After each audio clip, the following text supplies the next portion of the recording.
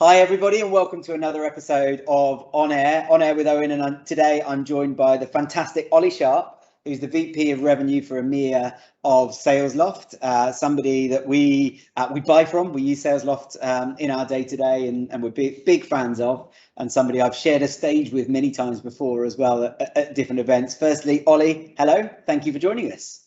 Hello, Owen. Thank you very much for the invite. Much appreciated.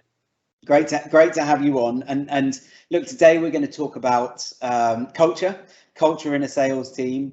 We'll try and unpick it and try and get some takeaways for people to understand what they can do around that and why it's such an important topic when you want to drive a successful sales team forwards. Before we do that, though, for the audience that maybe don't know you, don't know SalesLoft, can you give us just 2 minutes? Who's Ollie? Who is SalesLoft? 2 minutes and 2 minutes only. Okay, so Ollie, I started my time in door-to-door sales, and then I went into recruitment. I fell into sales, obviously. No one plans it. Then I did 10 years of recruiting sales with people. Then 10 years at LinkedIn, and then I set up SalesLoft in EMEA in April 2019. SalesLoft are a sales engagement company, sales engagement platform, and so we help sales people, whether they're AEs, SDRs, RMs, whatever they are, to be more efficient in what they do with their outbound cadences, etc. But we also have conversation intelligence and opportunity management within that as well. So basically, we just help people be better at selling. That's a good start, isn't it? Easiest way, yeah. Love it. Less than 2 minutes as well, nice and efficient. That gets us into the meaty stuff early. So I'm going to throw a big question at you first. You don't know this question's coming, so I've no idea how you're going to respond, but let's see how you go. So let's try and define what culture means for this conversation. So lay the foundations of the conversations. When we refer to culture, what does it mean to Ollie? In a sales team, what is a culture? So culture, I mean, it's a bit like brand in a way, because it's very, what's right for one person isn't right for another. And when it comes to culture, if someone says it's a positive culture, that doesn't mean it's right for everybody. Culture is simply, well, it's not simple, but culture is the values that align the people within a business. And the values can be how they see things, how they act. Your values should guide the way that you act and the decisions you make, and they should form the gel that provide a culture that that helps people thrive, that helps people feel like they belong in that business. And as I say, just because I believe our culture is great, it doesn't mean that everybody does. It does come down to taste. So when I talk about culture, I'm talking about the gel that keeps my team together and what makes us work as a unit. Okay, good. The good point is it's a really good starting point, because it's probably the most concise definition of culture I've heard in a long time. I'm guessing you'd agree that culture can feel different on different days as well. Culture is a big area to talk about. So when it feels different, it could be maybe a different part of the culture that is prominent on each day. So it can change from day to day, but a culture should be consistent in my view. And when you're not having a good day, the culture should help you get back to be on top of things. When you're having a great day, your culture. So I wouldn't say that it really changed. You may see a different part of a culture on different days. And I think that, I mean, we all want a culture that helps us be resilient, that helps us have fun and all of these kind of things. So I think it's like the weather determining your mood in a way. What's happening around you determines the part of the culture that shines through on that day, I should think. Yeah, so maybe it feels different, but the definition or the substance underneath it remains the same. You'd hope so. It needs to be consistent. I think it needs to be consistent. And I think this is what helps drive a team and get the gel together. So the more consistent it can be, the better. You mentioned weather there. It's interesting because I think people often mistake. We're British. We're going to talk about weather. Oh, of course. You didn't say long, did it? Love that. We talk about weather, but I think people mistake culture and climate. So two separate things. When I learnt this several years ago, it was a real defining moment for me when I got clarity on the difference. So I've always said culture is driven by the things that you do. So you mentioned there the decisions that I make that define the values of me, the organization, the leadership within that organization, the mechanisms that we use, all that sort of stuff. The climate is how that feels on the day. So for example, a business or a sales team that hits target at the end of the month or quarter, the climate will be really positive. Everybody's bouncing off the walls, they're happy, they're celebrating. The culture doesn't change, right? The DNA of that team doesn't change, but the climate feels different. Whereas a quarter where we've missed target by 20%, we've maybe dropped a few big deals down. You know what? The culture isn't different. It's the same people making the same decisions with the same values underpinning it, but it feels very different at that point in time. If you were to walk into the company, that culture feels maybe more focused, more serious, more, maybe straighter, maybe less fun. And it's not that it is, it's just that there's a time and a place for everything. And I think that definition of culture and climate gets mistaken too much. There's too much grey area in the middle, perhaps. I think, yeah, I mean, climate really is more impacted by external factors, is the way I see it, whether it's the market or whatever it is. And your culture should help you survive the good and the bad through those. And it's just like the teams. I mean, if you read, what's the book on the Kiwi, the All Blacks, the book talks about the culture that they've built. I don't know what it's referring to. Yeah, it's right behind me. I don't really want to turn around, but yeah, it's a great book. But it shows what brings a team together and what drives that culture. And it is so similar to sales. That's what we need to build, that culture where it is a team and you win as a team and lose as a team. That's what helps.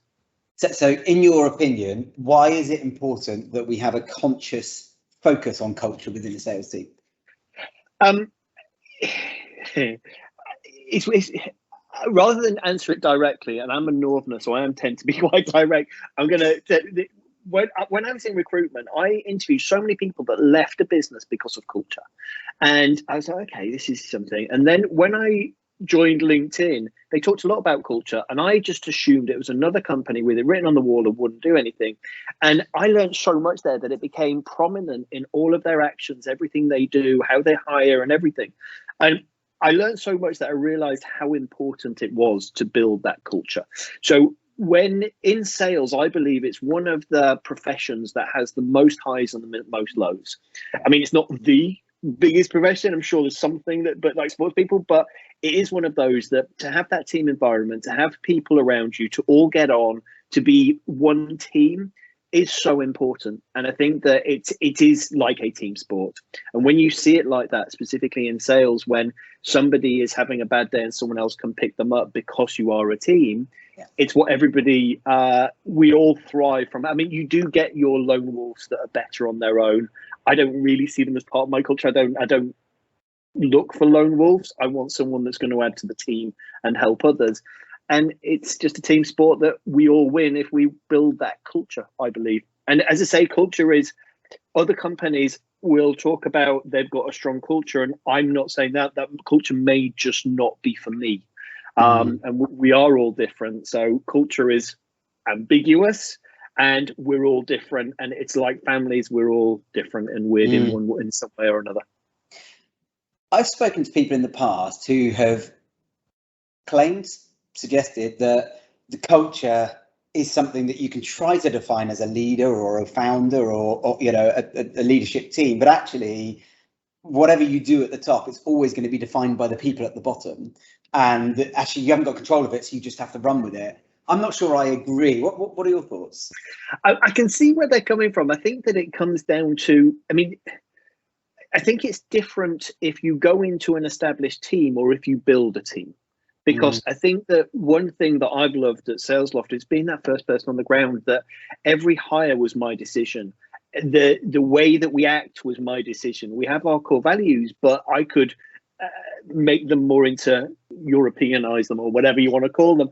And I think that made a massive difference. I think that if I was a sales leader going into an established team in another company, that would be quite hard. And I pity people doing that. I'm thinking, how the hell do you do that? So I do think that's different, but I do think that there is a saying what you promote, and it is, you can't, I don't think you can have that attitude of, well, I can't impact it anyway, because I can. And if I am showing values in honesty and integrity, like if we've got a split deal with the US, I'm normally the one giving more away. It drives a certain way that my team act. So I understand it, but I don't agree with it. I think that we should be the ones that are setting the tone and really acting in the best way. Because if we're not, it's easy for them to go, "Well, you didn't do it," and those kind of things. It's like being a parent, isn't it? You can't be the one telling them off for doing stuff and then be doing it yourself. So, yeah, you've got to set the tone. Yeah, I think that's a really interesting point. And maybe there needs to be a bit of flex between, if our culture is, here, there's a little bit of grey area either side that needs to account for the fact that we might bring new people in. I think my biggest point when I had that discussion was around, you touched on it there, you're hiring those people. So actually, if somebody doesn't fit the culture and they're trying to change the culture, okay, if it's in a positive way, you allow that. If it's in a negative way, you have to jump on it and manage it. And that's part of a leader's role. If you can't do that, you shouldn't be a leader. Yeah, and I often look back at my experience at SalesLoft, and I don't think I really recognized it enough at the time, but I spent a lot of time finding the first core people we took on. And I look back and I think, and I just go, "Oh, I did a good job there," which is weird for me. I don't normally think like that, because I think that the people that I took, there may have been people better for the role, but there weren't people better for that role at that time. And I concentrated on building the culture that we could really, and diverse thinking. Always, one thing I've always looked to do, and I learned this at LinkedIn, is culture add, not just culture fit. And when you're thinking like that, because if you don't want everyone the same as you want people that think differently, act differently. And when you think of culture add, and you're sort of spreading out all these different people, you're filling in the gaps. When you're building this close-knit team that are all the same, you're taking on outsiders. And I think it makes a big difference. So I look back and I think I made some good decisions about the right people at the right time. The people I may have interviewed people at that time that were good, and they may be better for the company now than before, because we've already built that core of and that has so much impact on what you do going forward. Yeah. What would you look for? So if you're in the hiring process, you're talking to somebody and you get that sense that they're not a culture add, as you said, let alone a culture fit. What are the sorts of things that the trigger points or the signs that make you think skills based, well up there, but culture wise, just not right? Do you know what? I like people. It's easy to say what I do like in people. People that, first of all, I like people that take their own time to develop themselves, because it's not my job to. I mean, it's my job to help them develop. It's not my job to get them out of bed in the morning and make them motivated to develop themselves. And also people that give a lot. I interviewed someone recently and they do a lot of work for a charity, and I was like, I like that. And I got underneath why. I want to see something about them that I like. Open and honest people. I like people that tell the story of why they do stuff and things like that. So it's someone that's easy to get on with. Honesty, integrity they are a must. You have to have that. It's hard to put your finger on it, really. I mean, when you look at our core values, we do an interview purely around our core values, like glass half full, bias towards action, those kind of things. So we do interview around it, but when you're the leader, you've got to spot it earlier on. And I like people with massive hearts that are just motivated, but nice people would rather help the person beside them and both of you hit 100% than just you hit 200% and then fall flat on their ass. Yeah. Have you ever got it wrong where you've brought somebody into the team? We've all got it wrong. Do you know what? At SalesLoft, I'm pleased to say I haven't got it wrong. It's I haven't taken anybody, and it's not that I have to say that because they're all still working for me, because that'd be really awkward and weird. But I think I don't think I've got it massively wrong. There is someone that at LinkedIn did one of the best interviews I've ever done, but wasn't right for a sales job, but did great in the interview. But I don't think culturally, I've got it wrong. But sometimes I've lent more towards culture without really checking into can perform the job, and that's where I messed up. Yeah. So I have got it wrong. In my experience, you can tell very quickly it doesn't feel right. And then you think it's going to be right, even in the first, almost through inductions and things like that. You can just sense you're warming. Maybe you've got 3 people coming in at the same time, and you're warming to 2 of them, and one of them maybe you're not warming to. And it's because the guard goes down, the natural instincts and habits and personality traits come out, and then you're thinking, geez, I'm 4 days in. I've trained this person for 4 days in, and I'm not sure they're going to be right. It's funny, isn't it? Because 9 times out of 10, you're spot on early stages. Your gut does tell you. We let it run. Marcus, who's my RVP for commercial, when we're talking about applicants, if there's any question marks, we're like, no, okay, let's not take them. You've got to be sure. I mean, sometimes there's going to be question marks around certain things, but if it's a skill-based thing, see if you can coach them in the interview process. Yeah. But when it comes to culture, if there's something not quite right, we tend to just go, no, let's walk. I think that if you hire the wrong person and they act in the wrong way, it's not just that one person. They can actually be a little bit, not necessarily poisonous, it's a strong word, but they can have a negative impact on those around them. We call it the Hoover, Ollie. They suck all the positivity out the room. Oh, God, it can be terrible. And we've all had someone like that in our past. Yeah. Want to sit next to and stuff, and you just don't want them in your team. No, you really don't. It's interesting because you mentioned there in the recruitment process about we'll coach through, we'll compromise on the skills, and I think that's spot on. Compromise on the skill set because that can be taught. The culture, the personality piece is just, people are just the way they are very difficult to rewire an adult human being to think and behave differently. You can coach over time, and people can be different in different cultures, but I think the moment you realise somebody doesn't add or fit, I really like that add thing, so that's something I'll take away from today, but it's unlikely to change quickly. No, I 100% agree. And on the ad thing, I think that, I mean, we sit down and we'll go, we look for two things when we're hiring, not just two things, but one thing is we look at what the superpower they bring is that we don't have in the team, because that could be anything. That could be that they're great at spreadsheets, that they're doing so, whatever it is. But then we also look for what is it culturally that we don't have. And that person could have traveled the world, could be married, could be have kids, could be anything whatsoever, but we look for something different. And that's the best way, I think, to make sure that we're hiring the best people. Yeah, I like that. So try and define for me your culture. What is your culture? What are the things that are important to you? If somebody was explaining down the pub with their mate who doesn't work in sales, and they're trying to explain the culture of the sales team at SalesLoft in EMEA. Yeah, I mean, we have our values, there's 5 values which I think help us form that culture. But really, the way that I would describe it better is, and my dog is going to bark in a second because my wife's just shut him in. What I would say is there's proof that, and I've talked about this before, so I'm not going to bore people, but that instead of people thinking successful people are happy people are successful. So what we want to do is build a culture where people can thrive, enjoy work, and look forward to Monday. We've all done jobs where on a Sunday we're like, oh God, we've got to go back to work. So creating that environment, I aim to have a culture where people are happy in what they do. And this is not just as in coming to work because it's a laugh, but also enjoy their job and not necessarily just take the next step, whatever is expected. And it's one team. I think that it's the driving happiness and driving one team where we celebrate together. And this isn't a salesperson closing a deal. This is everyone that's included in the process or anyone that's done it. We celebrate as one team. Those two things, I think, are the most prominent in our team. And I will never disregard honesty and integrity. I think that that is so important. You've got to trust the person you work with. And if we can have those, then that's the simplest form of to put it in. Yeah, okay.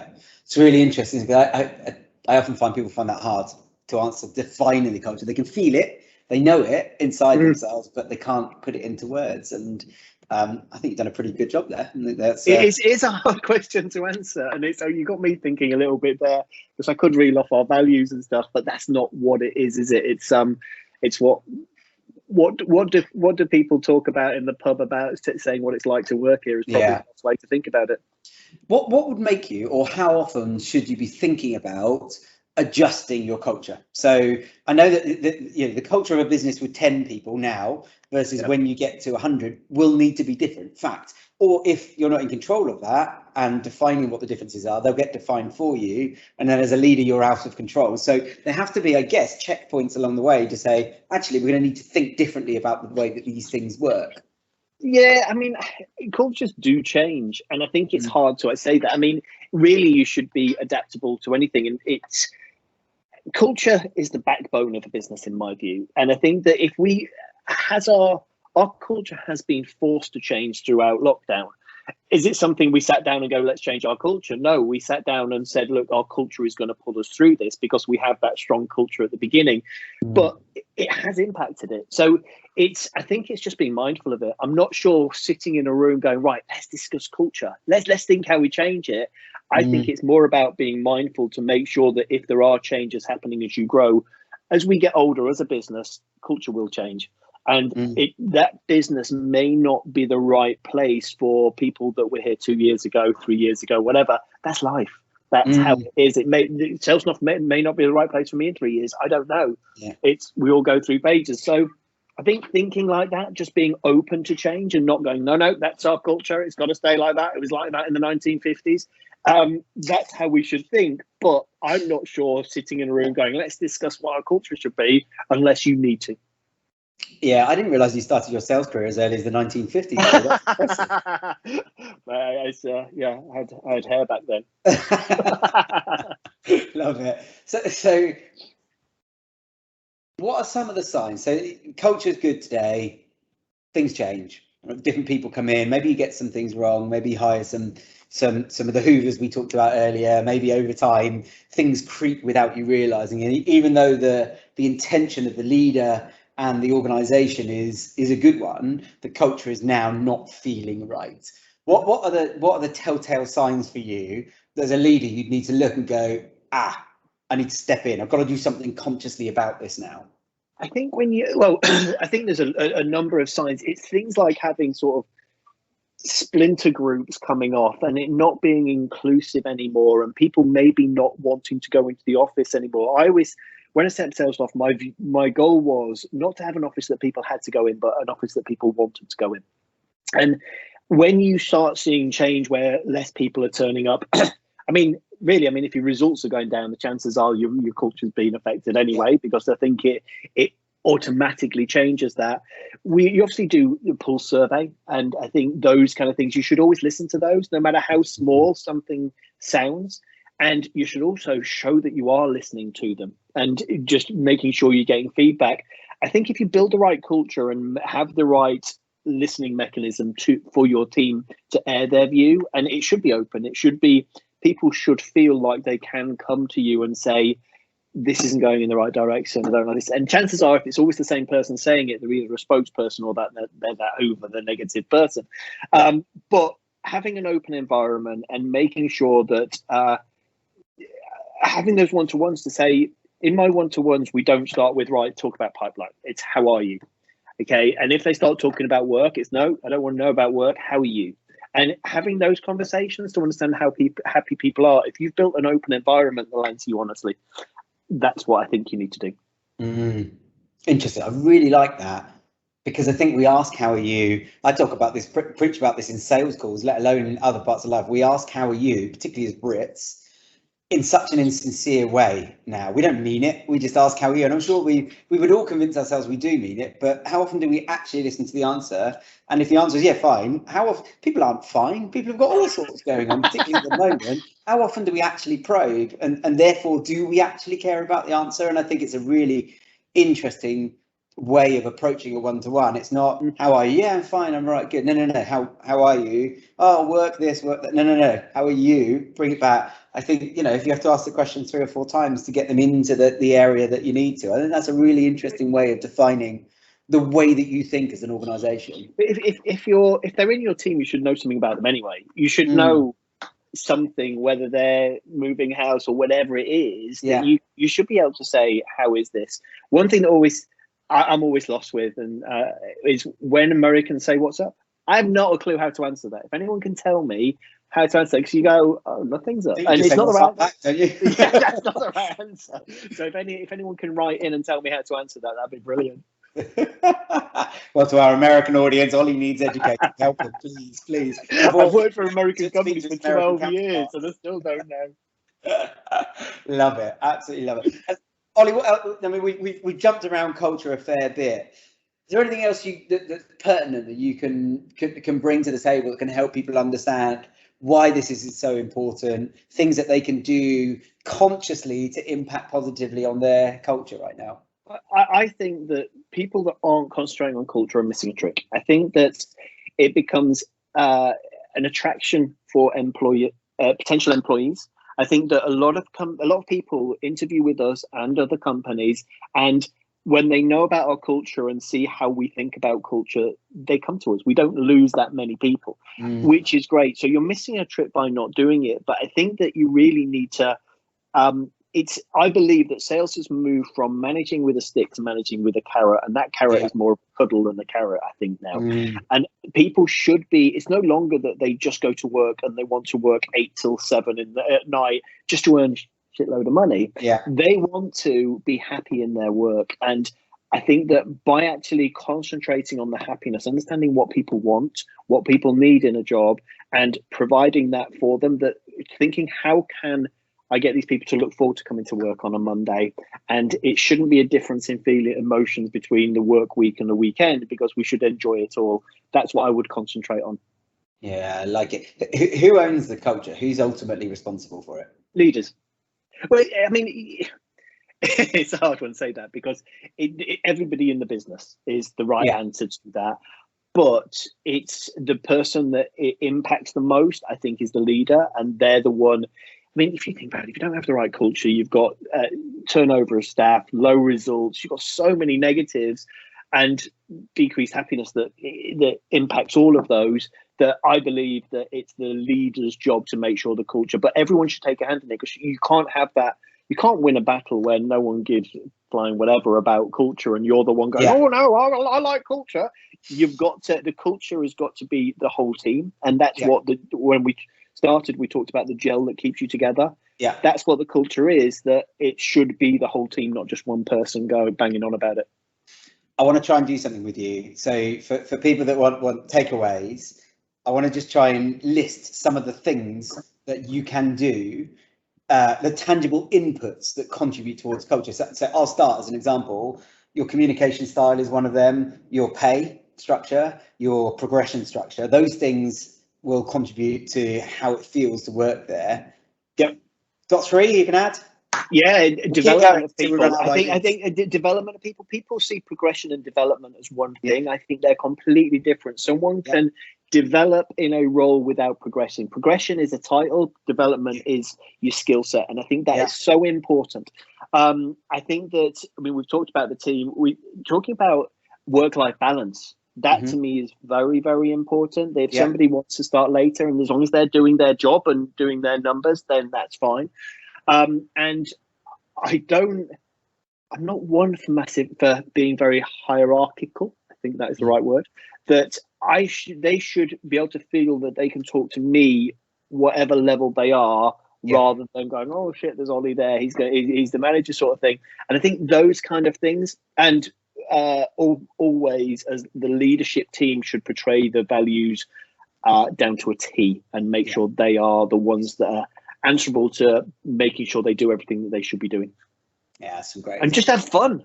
That's what we'd like to have fun. Go out, take them out for lunch, and get to know people. Don't just know John the salesperson. Really get to know that person. That makes a massive difference.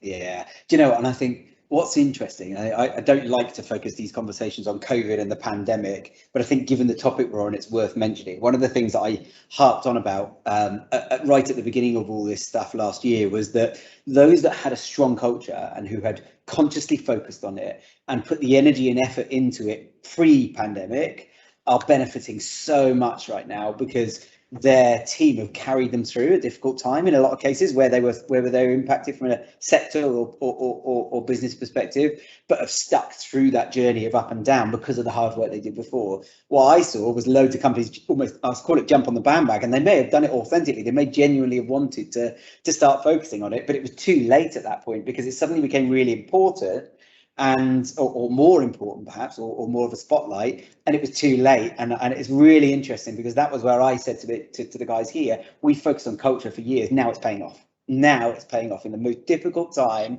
You've got staff running in going, I know we're struggling right now. We're going back to March, April last year, and there's uncertainty. Let me know if I need to do anything. Do I need to sacrifice the salary? Do we need to do this? If you need to pay me late, you pay me late. That's fine. All that kind of stuff. And you know, we're a small business, right? We didn't need to take people up on those things necessarily, particularly when furlough came in. But by God, was I grateful for the attitude and the offers and the mentality of the team. Completely. I mean, we went into lockdown with 10 people and now we're at 45. And like, I still directly manage some ICs. I'm looking for a manager for that because it's impossible for me to do. But because of the culture we built, when I was away on holiday last week, one of the other ICs helped the newer ones on board and stuff like that. And it is a team thing. So I think I completely agree.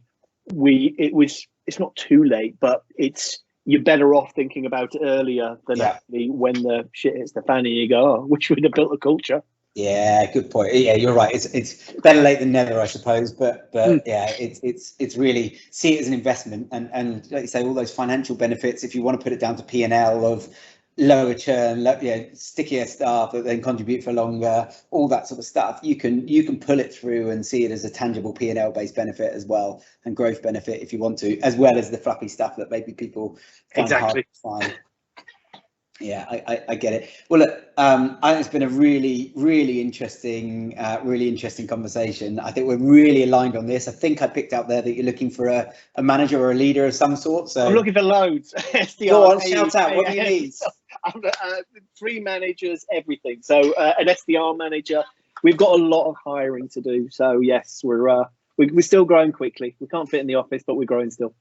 So what the open roles you've got? An SDR manager. What other roles are you recruiting for? SDR manager, an account manager, an enterprise sales manager, a commercial sales manager, commercial AE. You're going to regret asking me this. Commercial account manager, enterprise AE, renewals manager. There's loads, and also a sales engineer as well. Okay. They're the ones in the sales org. Just the sales. I'm most interested in the account manager role because it's got manager twice, so you must be double the manager. I didn't know how to say that. We call it probably a director, That's sales great. Director. Who knows? But we'll change the title. Pick your own title. I love account manager. I'd like to recruit that. Ollie, it's been an absolute pleasure. It always Thank you, Owen. Genuinely really enjoyed it, and I think you give some fantastic insight, and I think more importantly it helped people to understand how to define it. I think that's, you said earlier, it's one of those ambiguous things that people struggle with understanding and defining. I think you've got some really good theory behind it, so thank you very much. Is there anything you'd like to add to finish us off? No, I've enjoyed it, and thank you for the good work of getting these kind of messages out to the market, and it's great that you're a client, which I'll bring up again. Thank you. Good stuff. Ollie, thank you very much. We'll speak to you soon. Cheers, Owen. Cheers.